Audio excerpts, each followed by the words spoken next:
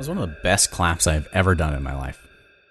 Like top 10 claps, right there. I couldn't really hear it, so I'll have to be the judge in the audio file. You probably had to be here to really experience the glory of that clap. And for those of you right now that are tuning in, hello. Was it a subsonic clap?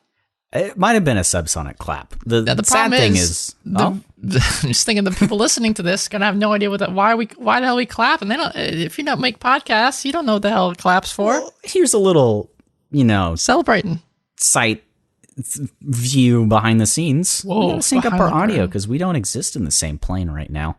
That's sad. We clap before. It is sad, but we do things and talk sometimes. It's okay.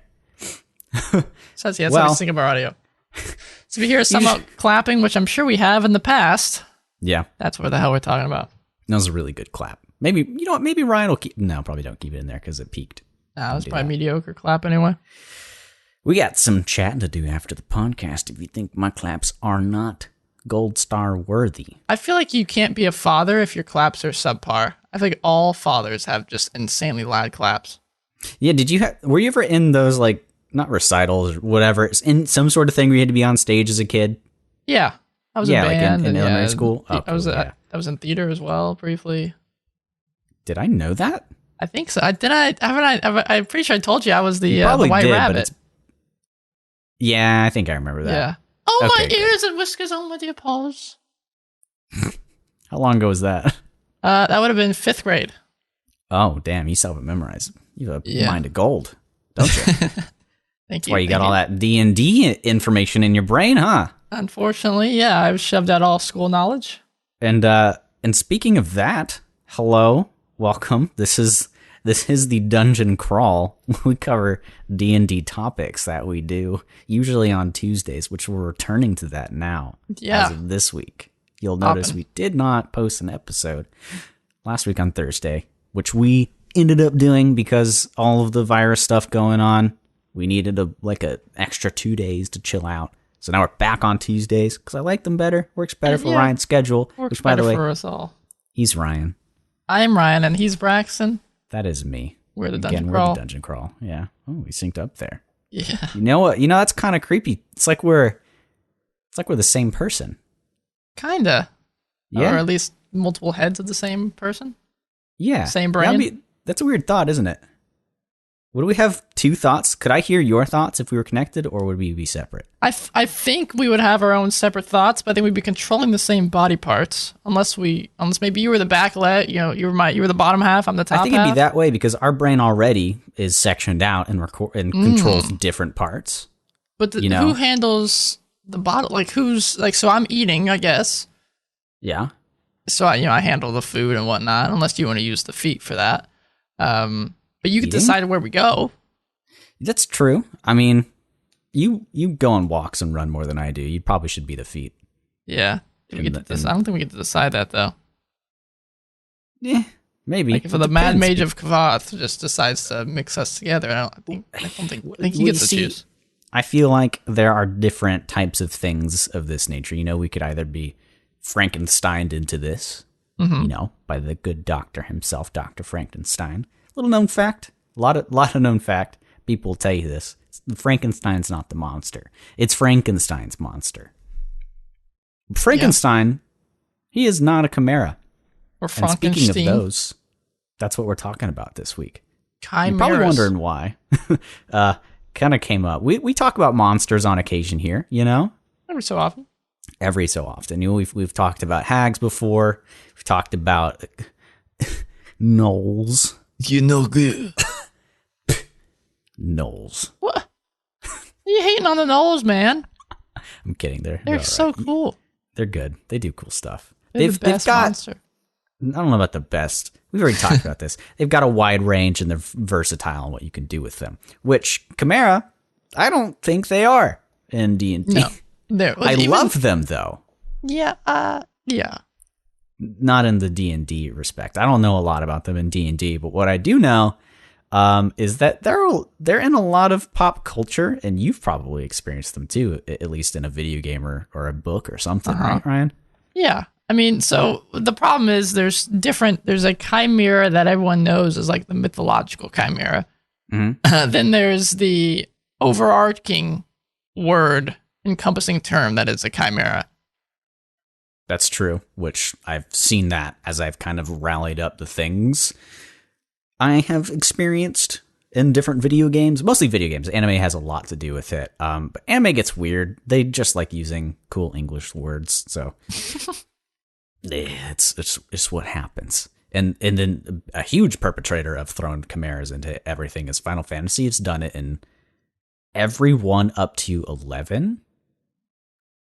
I don't know if any of the other ones after have had it, but I'm sure they have. But Final Fantasy from 1, 2, 3, 4, 5, 6, 7, 8, 9, 10, 10, 2, 13 didn't have them. I don't think. 12 didn't have them. That's just because they look cool. They do look cool. Well, it's, as you said, Chimera can be what I've typically seen is lion head with lion paws or claws. Yeah. Goat on the back with their head, like on the spine. Sure. Goat hooves for kicking ass, your ass specifically, and a tail that is a snake that can snake bite or a dragon. A serpent actually would be the better preferred term. Yeah. Is there so? What's the serpent's just a? Is it still like? Is it this sort of rectangle is not a square, but a square is a rectangle? You know. Expand. I usually am really good at this analogy, and I fucked it up. So I think I understand where you're going with, but I've lost. A square can be a rectangle, but a rectangle is not always a square. As in, the serpent or a dragon is a serpent, but a serpent's not a dragon. Snake.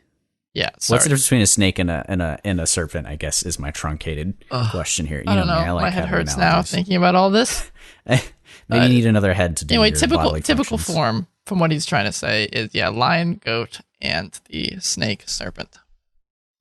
Yeah, but sometimes they have wings. Sometimes, yeah.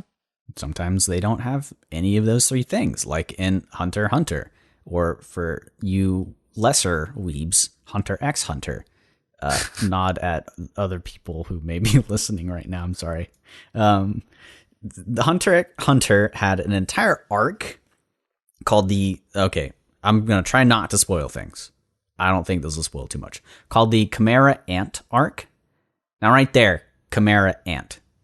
That's against everything that I've just established what a chimera is.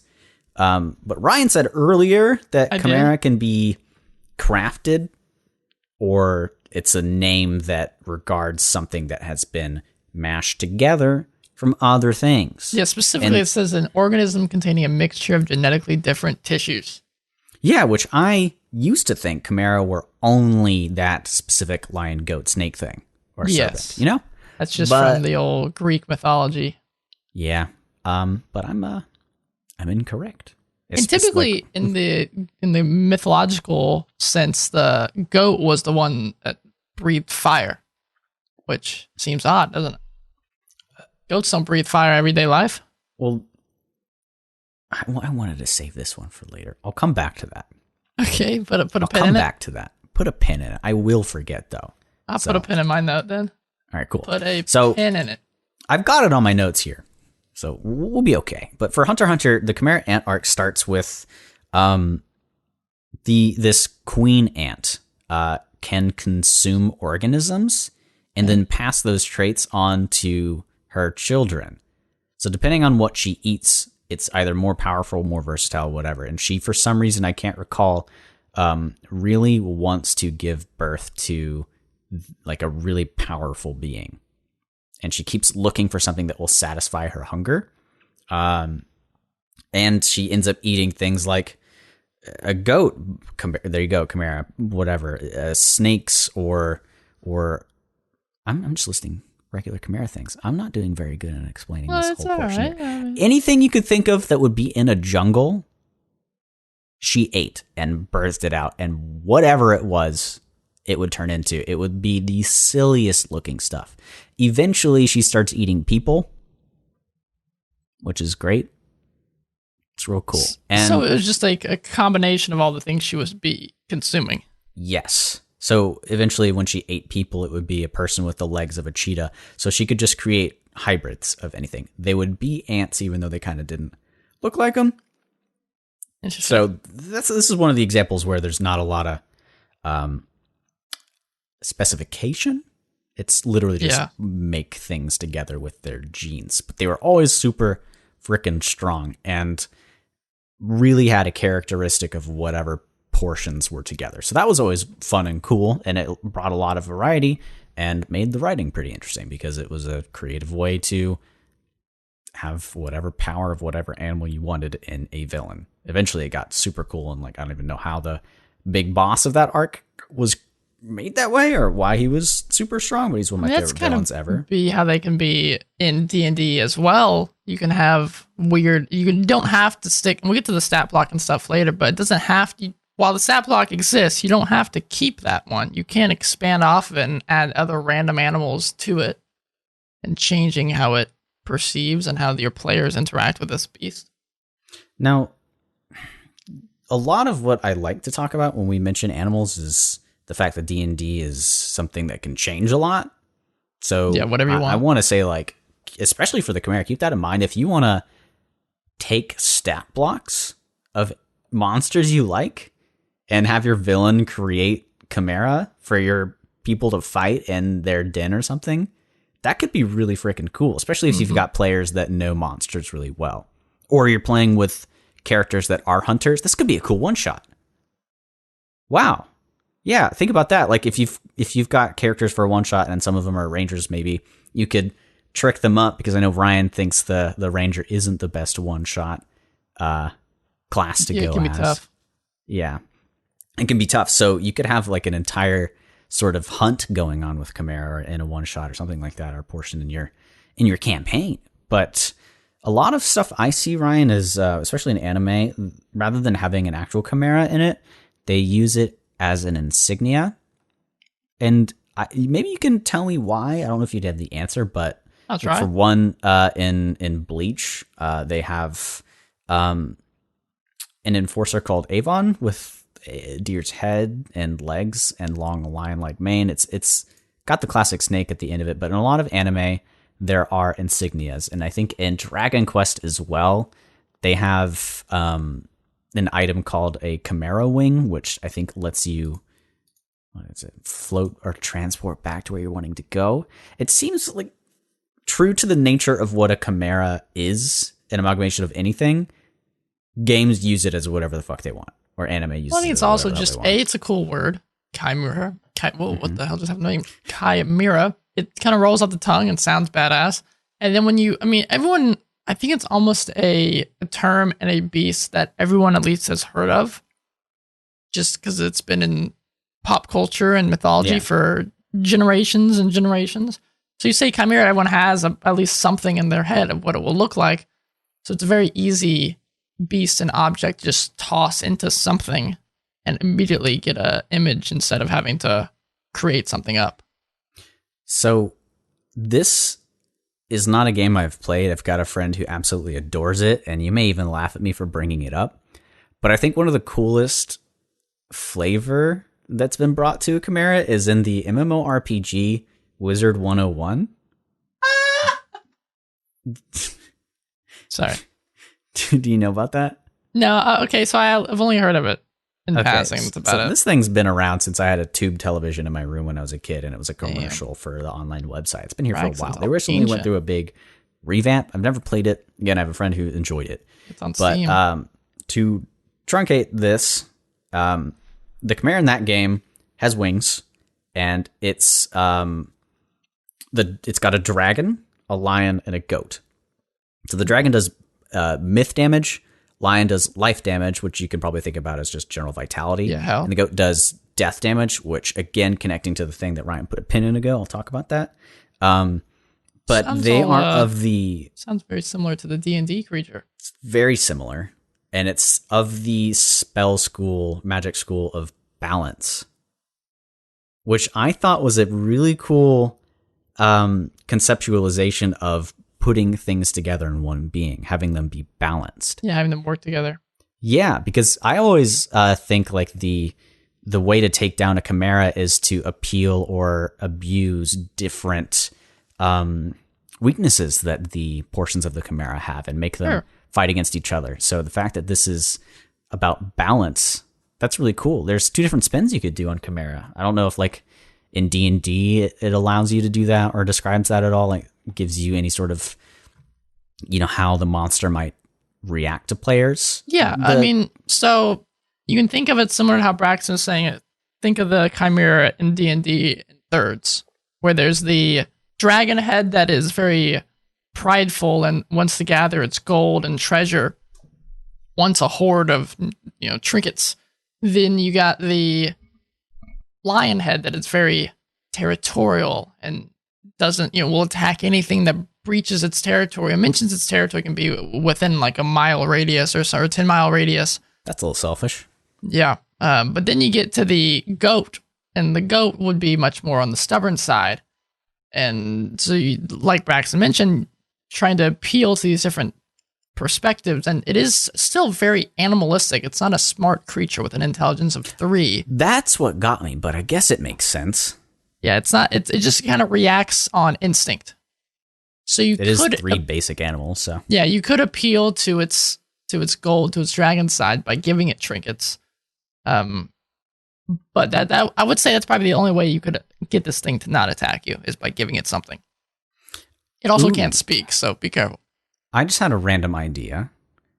So imagine the lion as a proud warrior, I guess, or your sort of fighter.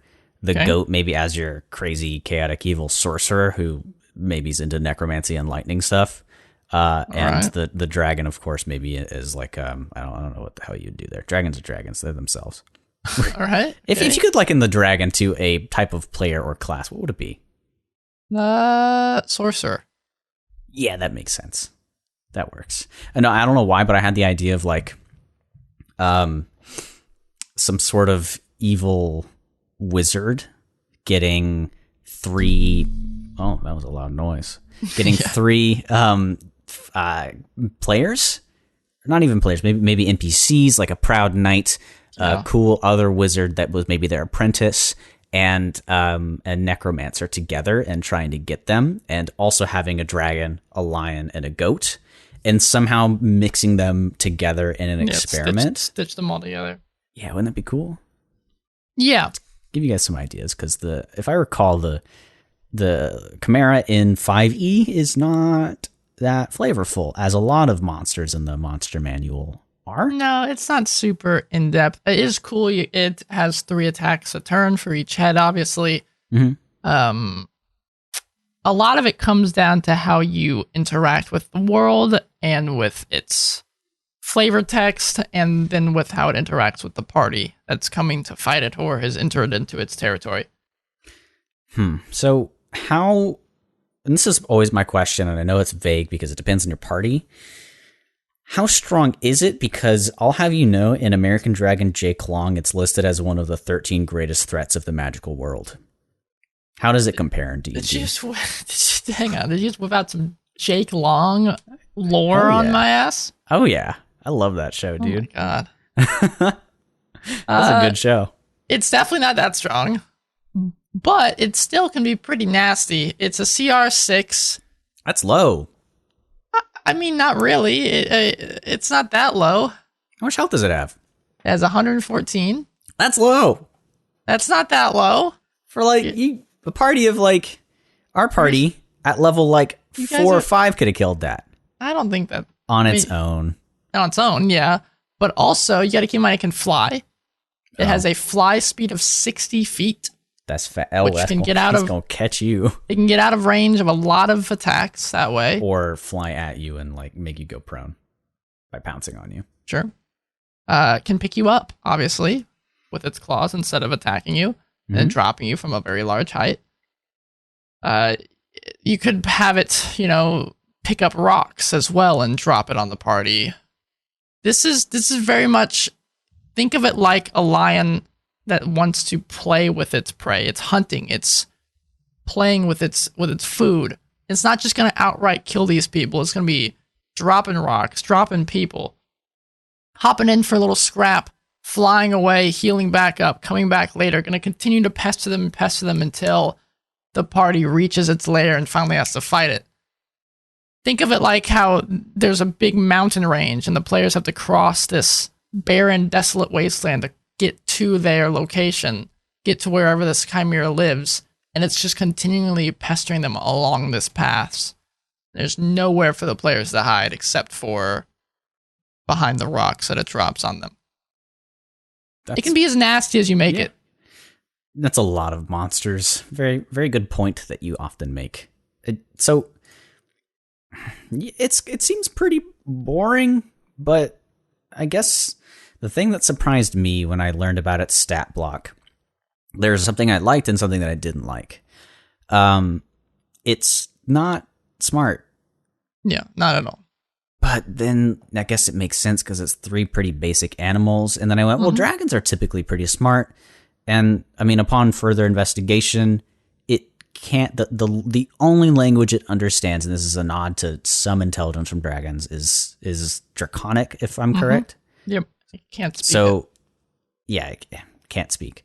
But hey, at least they're saying, they're acknowledging the dragon is a smarter thing. So it's giving it some of that.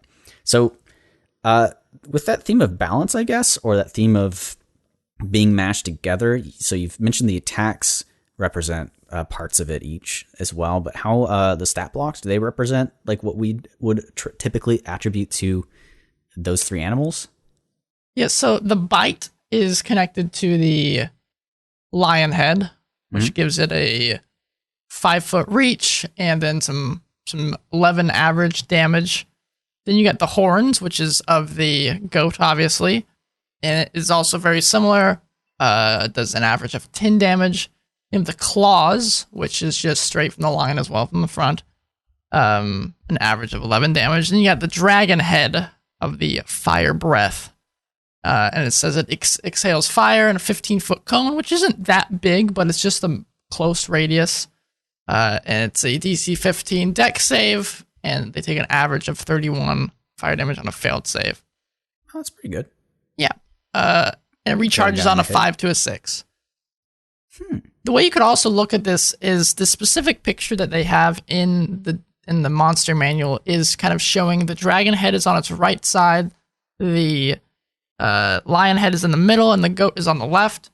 You could kind of show that in your battles by having it attack, the dragon attacks the person on the left, the lion attacks the person in the middle, and the horns are attacking the person on the far other side. Just to add some more depth to the combat. Yeah, that's pretty stark contrast to something like Demon Souls, which I don't think you've played, right? So in Demon Souls, in one of the early boss fights at the Tower of Latria, so one of the early areas, there's a Chimera in it. It's got a humanoid body, so an anthropomorphic body, lion, and a tail with snakes on it, or a snake head on it. But it's really, really different because it's 2 things only, which I guess maybe you could see the third thing is a human to give it the shape. But the snake bites the lion and that buffs it. Interesting. Isn't that weird? It is very weird. It's like you can do some crazy stuff with these guys if you wanted to do some like. It's interesting though that you say,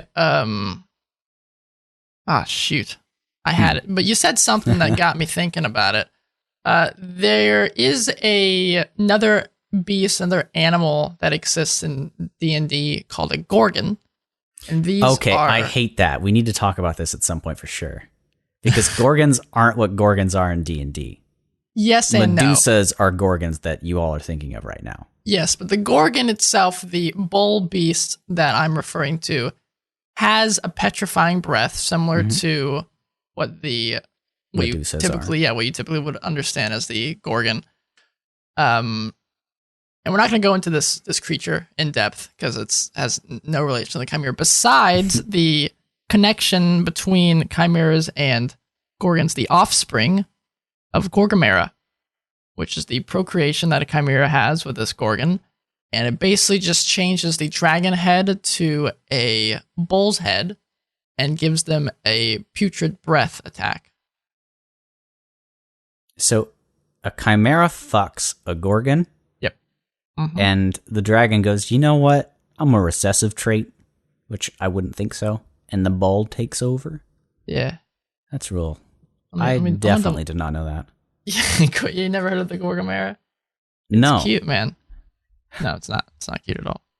I've seen some cute fan art of Gorgons, but another shout out to something like that. That's really freaky.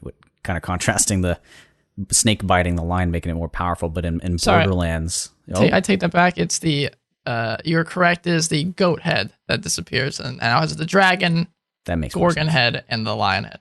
That makes more sense. Still would have been cool. Dragons, keep them on there. So in Borderlands, there's a revolver that has every elemental damage in it. That's cool. So that's really cool. So it's called the Chimera, of course. In Pokemon Sun and Moon, there was a creation of humankind, Pokemon known as Type Null, and when you look at it, it's got bits and pieces from things that could represent different types in Pokemon, like its legs look kind of bug-like, its head looks like a normal type, its body seems like dark type, it's got some purple dragon scales on it. And then it evolves into Silvally, which removes this sort of harness it had on its head, which then allows it to change its type depending on what memory drive it has. And this is exactly like the literal god Pokemon, Arceus or Arceus. I'm not going to tell you which one I pick because I don't want a fire to start. Okay. But that Pokemon is able to change its type into anything using a certain plate. So for some reason, they decided to make a Chimera type Pokemon because humans are trying to create God. Pokemon is really weird. You think it's a kid's game, but some of the villains are doing scary shit, especially in Black and White, and Diamond and Pearl as well, which there needs to be a remake. But this is obviously based off of Chimera as well. And then what I've kind of avoided this entire time is my primary experience with the Chimera is Dragon's Dogma. So these guys, the Chimera in this is very, very, very straightforward to what you've heard. And it's the first big monster you fight, if I recall. Yeah, it is actually the very first big monster you fight. Yeah. And I'm so you killed it in your first try. Good job. Thank you. I remember that. I definitely died too the first few times I played it when I was younger. So in Dragon's Dogma, to tell you what the Chimera is like, it's got a big, big, strong lion head. Like it's probably 4 or 5 people tall, with the paws, and the goat on the back comes up off the spine, directly parallel with the lion's head, and a large snake tail that's always whipping around. The lion is strong, bites, can pounce on you, knock you down, and pin you down. The goat casts magic and I think debuffs you. It shoots lightning and even later on can cast a area of effect spell that has a timer that will instantly down you, which is scary. Like it's a freaking powerful as hell sorcerer. The common thread between all these seems to be the lion head. It seems to be in almost every rendition of this creature. Base, it seems, which is very interesting.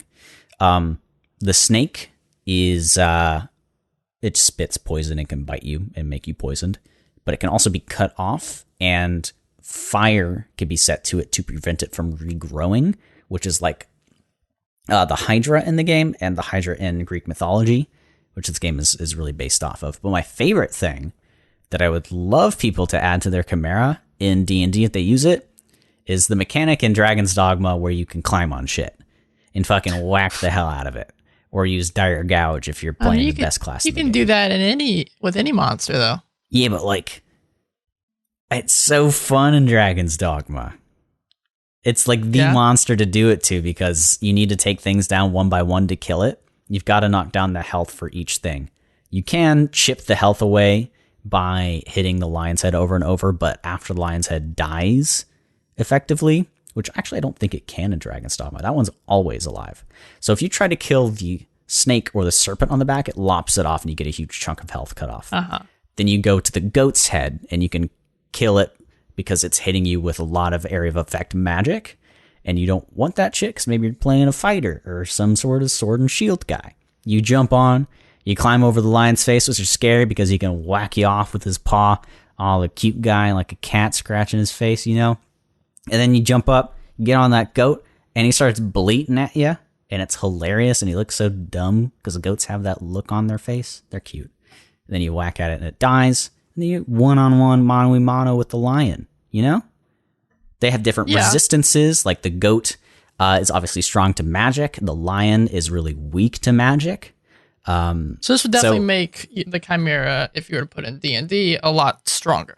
Yeah, so I would definitely say give it different stats depending on what your players are targeting it at. Now, that would mean that your players have to already be pretty used to telling you where they're aiming at on people, which is not a thing intrinsically built into D&D. Ryan likes to ask us on occasion, like, what are you aiming for? And he may alter the DC or the effect that happens, of course. Like if I say, oh, I'm aiming right for the face and I get like a 17 and I deal a certain amount of damage, and I'm like, well, I don't want to kill him. Ryan may have said yes if I didn't specify, but since I literally said I'm aiming at the face, I rolled a pretty high roll and got a good amount of damage, I'd be like, well, you hurt it pretty bad.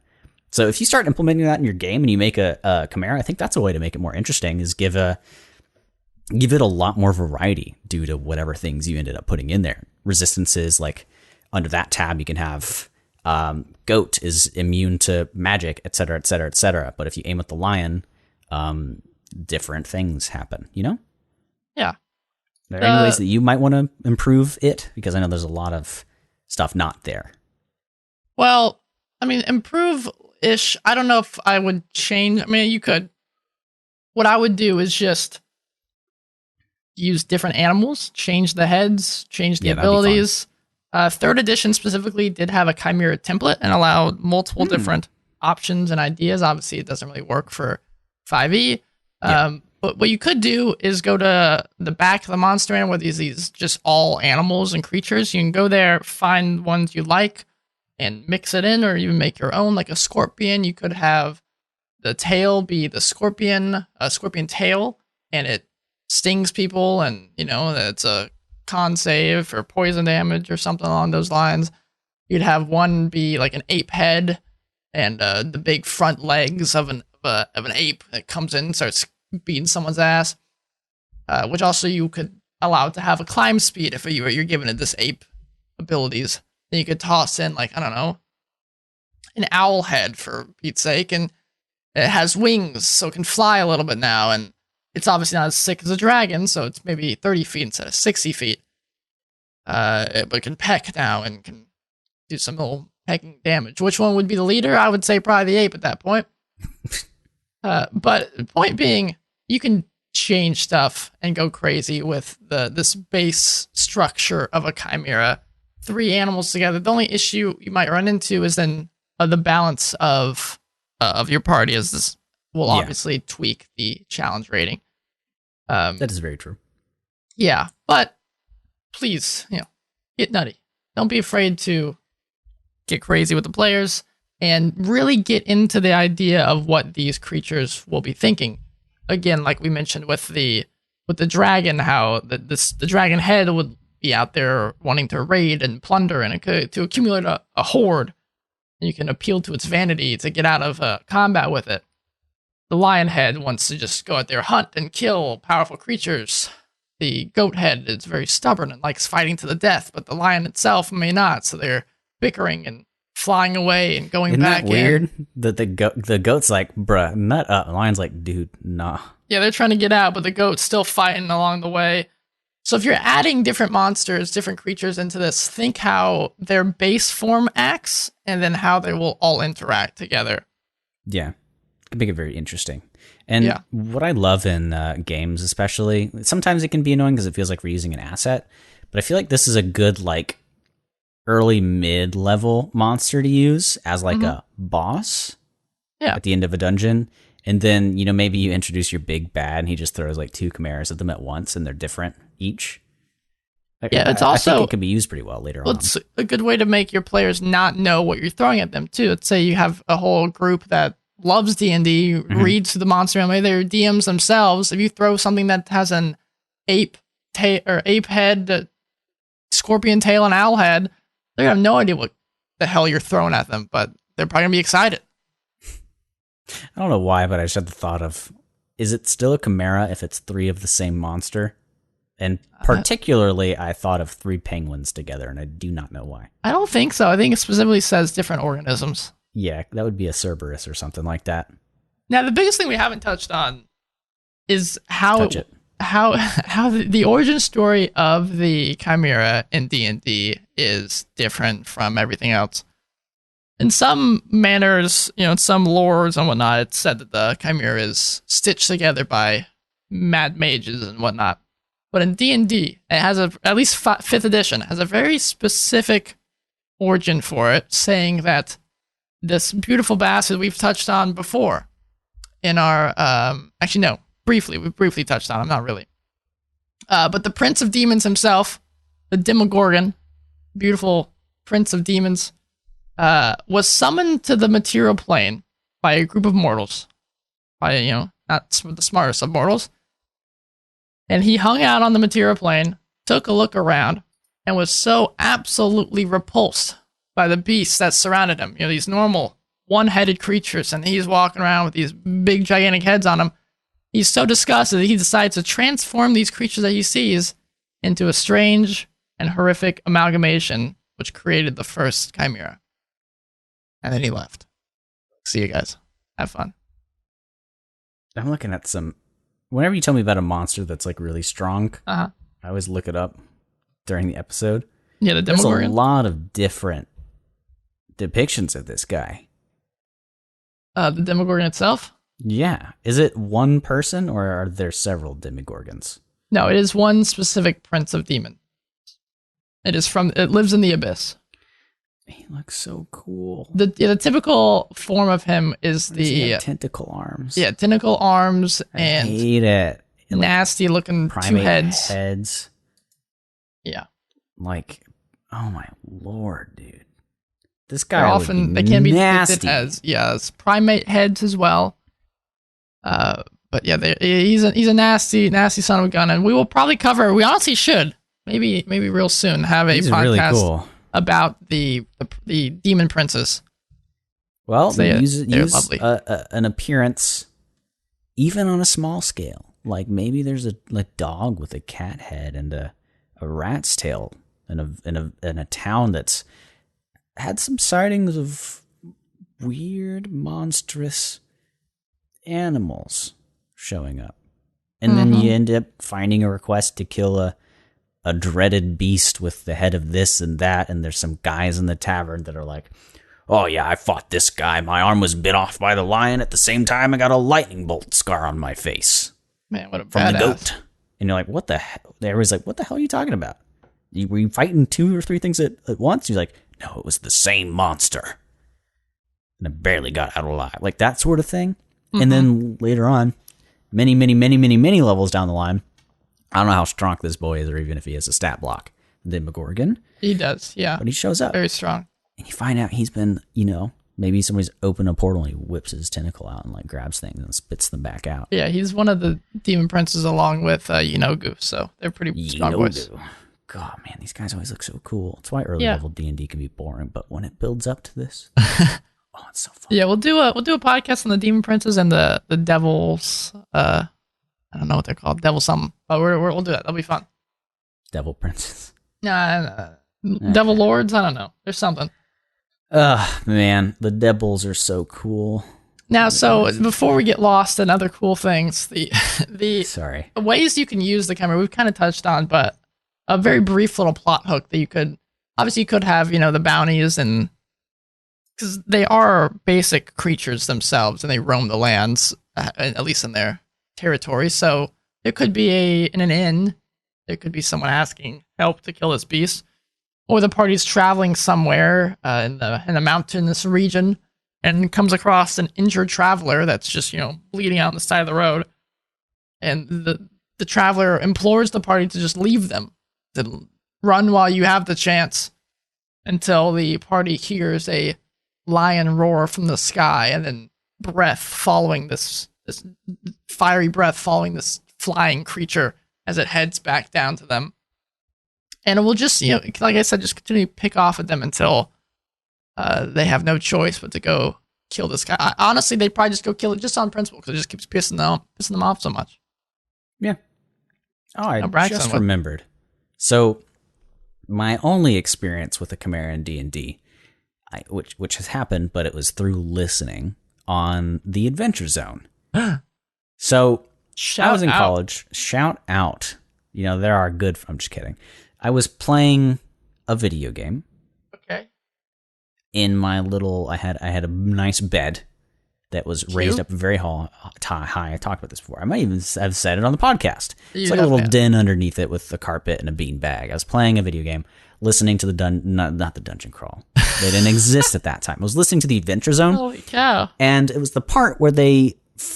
I don't remember, but they just landed somewhere and got the attention of something, and they're going along, and they see a thing in the sky, and eventually, very similar to how Ryan describes it, swoops down and starts attacking them.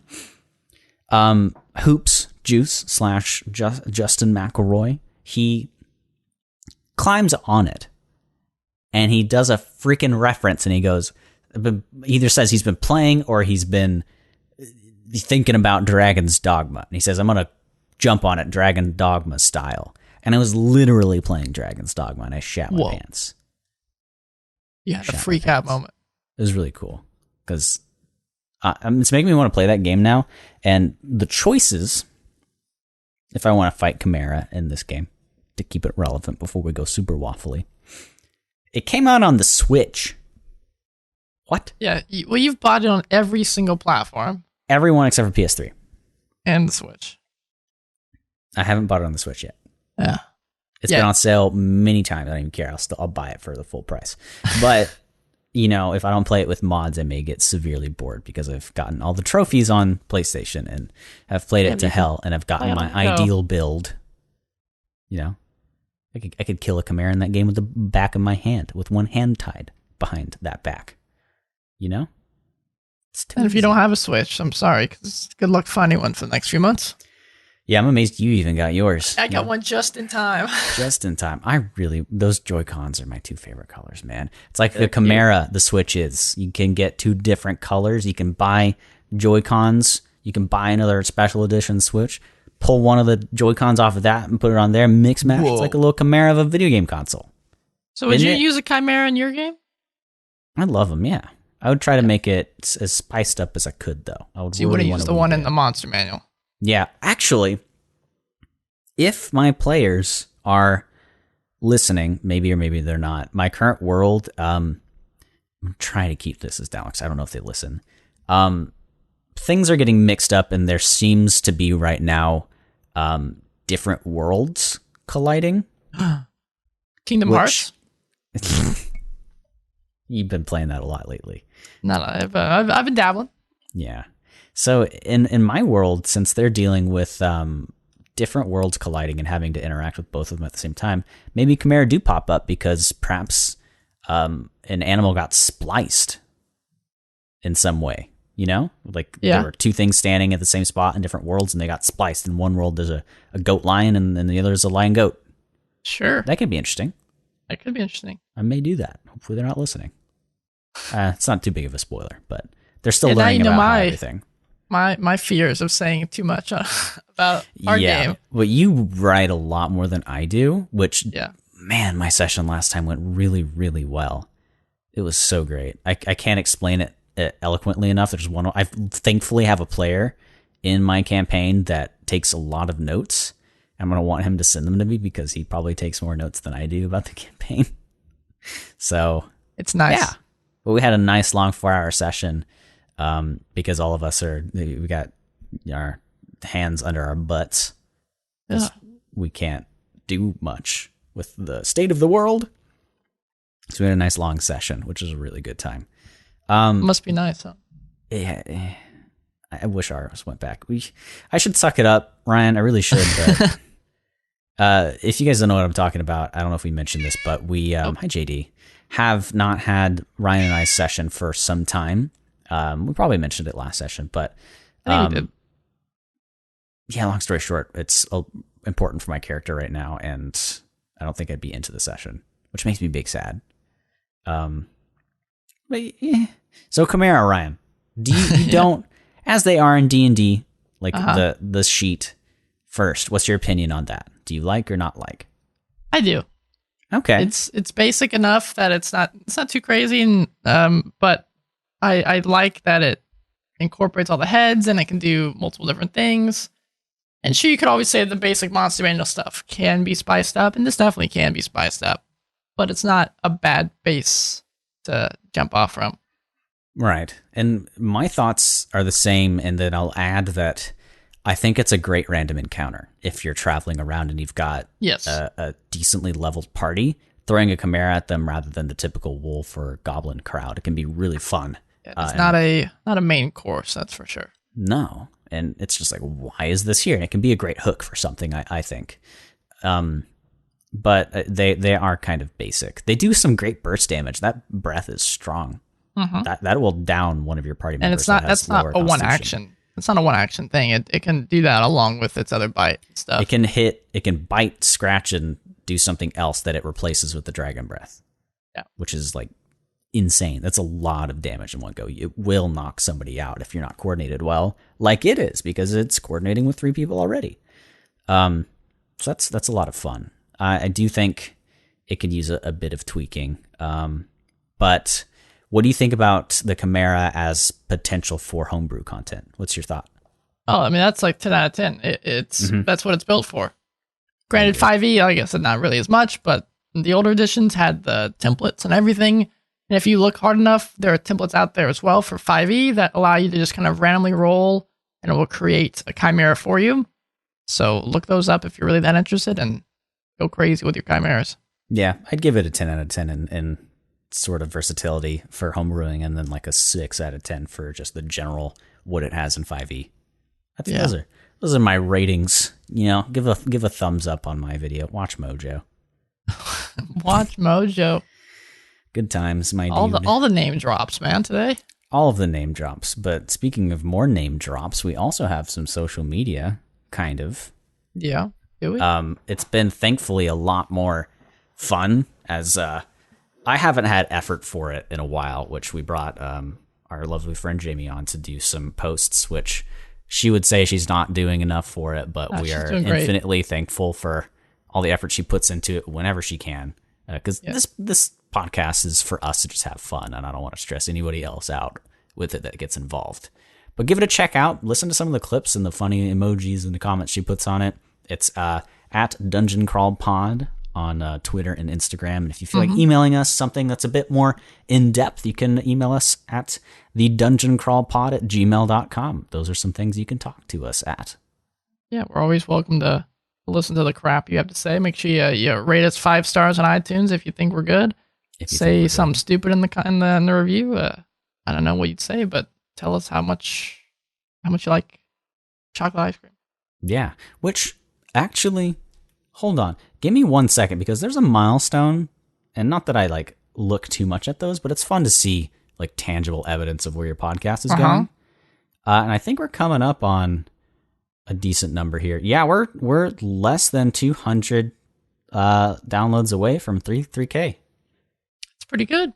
It's really cool. I mean, our guys. 1 year is also coming up. We did this in June, was it? Is it really that soon? Doesn't feel like it. I mean, I've almost been in Chicago for a year now. First episode went up July 30th.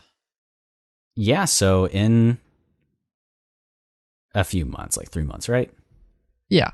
Okay, so maybe we're not that close. We started thinking about it around May, June. Yeah, and you know, I wanted to give a shout out because we've got 4 days left. Day 9 is a big influence for both me and Ryan. Yeah, he's a bit more than just a Twitch streamer. He's a lifestyle coach, kind of, for a lot of you nerds out there that may be more interested in coding or really taking video games seriously, or how to improve your intelligence or your ability to work on projects in a healthy mindset. And he does these things called 30-day projects, which I'm sure Ryan is quite familiar with as well. And these start in, of course, month batches. And the next one's coming up on, so you guys will have probably maybe up at a time. Day. You'll have a day. So if you feel like rushing in to get on there, you can start, as he always says, you can start anytime during it. Yeah. So you have a bit. It starts this Friday, and today should be Tuesday when you're listening to this. Yeah. This is the first time I've actually gotten that day right when I said that ahead of time. So I actually signed up for it this time. I've picked up drawing a bit more on a tablet that I got that I did not need yet because I don't know how to draw that well. But the first ever real creation that I like hit save on, exported it, put it in my files, and I was proud of it. I finally managed to draw a relatively proportionate face and a couple of characters, and I've been working on it pretty diligently every day or so to just, kind of build up that skill because I really, really love writing. But sometimes just the act of writing itself is hard to stick into, and I'm sure Ryan's run into because there's writer's block. Yeah, there's art block. Are you more of a visual person? I'm a lot more of a visual person. Well, so I always think of cool characters that I want to do, and I DM now, and I think it could be really fun if I, instead of writing a hook for a character, first draw a character and try to build around that, Yeah. So my 30-day project, to give an idea for you guys, is by the end of 30 days, draw an original character portrait. And something he always says is he wants you to keep it achievable. Yeah, he doesn't small want and you tangible. Small and tangible. He doesn't want you to think of the 30-day project as like by this, I want to have this completed, like entire lifestyle change of I want to have created an entire video game and I want to make this much money a year. Like he wants you to think of a task, do it, accomplishment, set goals for it. So mine's really, really simple and straightforward. And because of the nature of the world right now with COVID, he's creating Discord accountability groups, I think is the language he's using, that you sign up for in a Google Doc or a Google. You tell them what sort of project you want, what times you're available, and they'll link you up with similar people. I'm sure I'll find artists that might be doing some things. And if any of you right now are kind of feeling locked in, or you just want to work on self-help or get a bit better at something, I mean, hell, it can be literally as simple as I want to drink more water. I want to drink X amount of water every day, and you stick to it. And if you fail, you're not going to get ostracized. He makes sure that every little win you've got along the way is great. Even if you fail, just try it again at some point, whether it's with a 30-day project or not. But I guess I'd ask Ryan, like, if there was anything that you want to do for the 30-day project, if you've ever thought about it, or if you've done it. Yeah, I would probably want to write a story, like a short story or something. Damn, like a full one by the end of the day or end of the month. Well, maybe not like a finalized, but at least like a rough draft, like a 20-page short story or something, or maybe even just instead of that, just say I'll work an hour a day on writing. Just sit down at the table and work something out for an hour. Yeah, and I was thinking, I don't know if I can do multiple 30-day projects at once, but maybe we could even think about one for improving the podcast. Whoa. Yeah, that could be fun. That'd be fun. We'll see. I'm already doing one. I got my hands tied. You gotta focus. Gotta focus. But yeah, I'm really excited. What have you been, besides drawing, what else have you been doing with your time? Since there's nothing else in our world. I mean, just kind of developing a new relationship with my girlfriend, how that's been going. It's been really, really great so far. Yeah, especially through the online sphere. Yeah, through the online. Lately, we've been able to see each other more so as COVID-19's kind of died down a bit and it's getting a bit safer. I mean, I live in an okay area. She does too. So I don't go out. She doesn't. We haven't been sick. So it's been working out. So that's been a big portion of my life currently. I really tried to kick ass at my job last week. And the effort paid off. And there's really nothing like, having a meeting with your boss where she's like, you like blew me away this week. And he's the best worker ever. Yeah. It was pretty good. She's like, we're going to use you as an example for collaboration with team members. We don't know what you do to make your work so consistent when you're being with team members, but we'd love you to like develop some sort of document and try to teach the team about it. I was like, wow, that's really awesome. So I was getting recognized for work. So I'd say trying to improve various aspects of my life while I can, when there's not as much distractions going on, and not as much stress, so you can focus on stuff. Yeah, I've been watching a lot of anime too. I got a Vizio TV, and on there they have free satellite TV, which I haven't had since I was super young. And there is an entire channel, 24/7. Oh no! All year, just plays Naruto. Really? And it should be ending today. Like, it should be hitting the last episode, and I might have missed it. And I Do they restart it? I want to know. I assume they do. I don't think they go to Naruto Shippuden. I think it's just original Naruto. Damn. And anytime I'm doing something that doesn't involve me speaking to another person, it's just on. And satellite TV really is for it's like channels you didn't know you needed. Yeah. This is millions of them out there. I'm going to watch countless hours of Naruto. It's the best background noise. And I'm the type of person that, like, even if I'm playing a Switch game, I would prefer to have something on in the background because it makes me feel less lonely. Yeah, like a stream or something. Yeah, but the thing about a streamer is the stream ends, you got to find another one, or watching YouTube is you have to consciously pick something. Yeah. And for Silent TV, it just goes. You can change the channel, but it just continues. And there's mindless commercials that you can memorize over time. Like, I'm watching a lot of insurance commercials and diabetes commercials with Naruto for some reason. Fun. Online college. But what about you, Ryan? What have you been doing? That's my spiel, my spiel. I've been doing something similar. I've been hanging out with my lady friend and trying to find, things we can do indoors. We had an indoor date the other day where I cooked some food, and I have a very small little balcony outside, and I set up a table, and we hung out outside there for a little bit when the sun set. Very chill, very nice. The balcony with the stairs? The balcony right outside my door here. What? You know it exists, right? No. You know so you know my living room? Yeah. You know the window there? The one by your desk? Yeah. So it's to the side of the stairs. There's a balcony right there. It's like... Huh. There's a door. Have you ever wondered where that second door leads?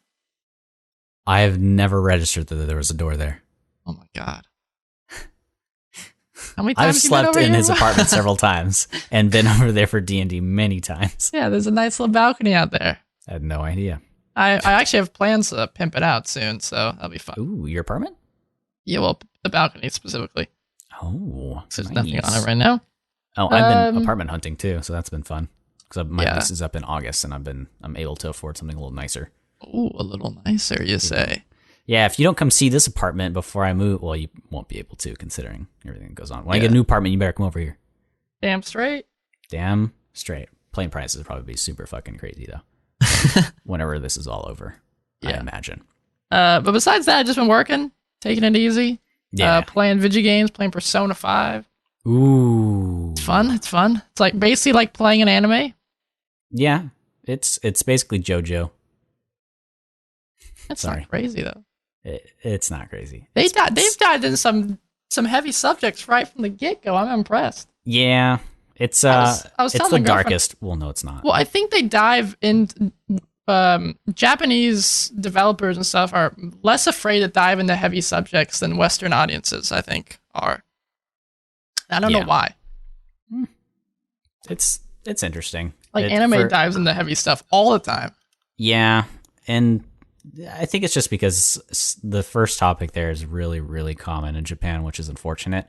Yeah. But it's just because how school is there, and it can be pretty... Like, definitely give Persona 5R a shot. I was playing a lot of Animal Crossing, which I've all but stopped now. Just because I got interested in drawing and a lot of other stuff going on. I was playing... Sure. I officially bought Code Vein and started playing it again. Oh, nice. Yeah, How long I did it have take like you to make a 14 hours of character? just character creation in it. Oh, there it is. Sorry. I've been kind of off of video game hype. It's been Naruto and the other things I've mentioned, but that's neither here nor there. It's not a Chimera. We talked about those. Hope you guys liked them. If you have any input or thoughts on what you had, or maybe you wanted to just talk about what you did this week, reach us out. We've been the dungeon crawl. We have a Discord as well. We don't really talk about it, but you can feel free to hop in, chat with us. Yeah. How do we do? Where should we put the link? Somewhere? Is in our. It's in the notes for the podcast. Oh yeah, check that out then. Especially you can get the link there. Yeah, if you're really wanting to chat or have some people to connect with. We'll add it to our Twitter as well. Yeah, while you're sitting at home doing nothing, doing a lot of nothing, feel free to pop in there. We are a friendly bunch. All of our really close friends, like Kenneth, who's been on here, is in it. Both of our significant others, Kenneth's significant other. You don't have to have a significant other to be in here. It's just that's a coincidence, I promise. The Mad Mage is in here. He's our bot. But yeah, he's nice. He is nice. And he is Ryan. And that's Braxton. Take care, everybody. See you next week.